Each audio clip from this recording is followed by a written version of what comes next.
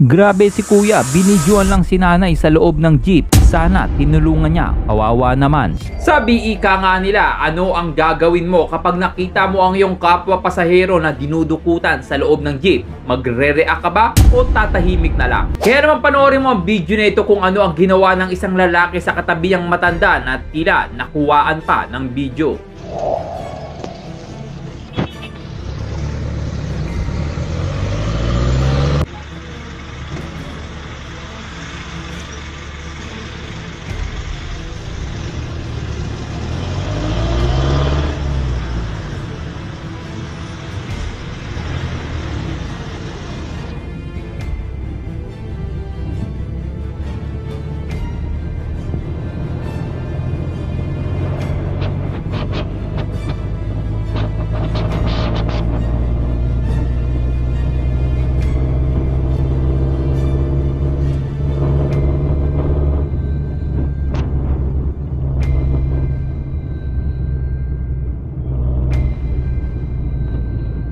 Makikita sa video na nakapasok ang isang kamay ng lalaki sa likod ng kanyang bag na tila may kinukuha.